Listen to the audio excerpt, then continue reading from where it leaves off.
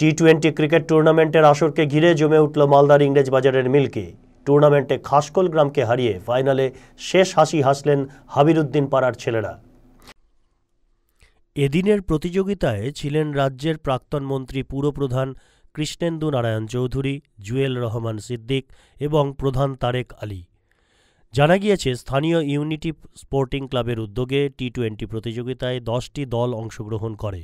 ফাইনালে খাসকোলকে 6 উইকেটে হারিয়ে চ্যাম্পিয়ন হয় হাবিরুদ্দিন পাড়া।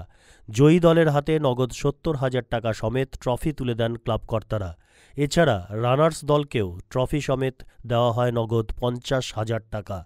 ক্রিকেট টুর্নামেন্টকে ঘিরে উৎসবের পরিবেশ তৈরি হয় মিল্কিতে। প্রায় 2 মাস ধরে খেলাটা শুরু হয়েছে এবং প্রত্যেকটা বুথের দল প্রায় 10টা দল এখানে খেলেছে।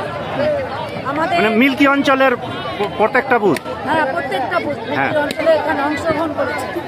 এবং আমাদের এই খেলা ইউনিটি ক্লাব অ্যান্ড লাইব্রেরির উদ্যোগে এবং আমাদের পঞ্চায়েতের সহযোগিতায় এখানে অনুষ্ঠিত হলো।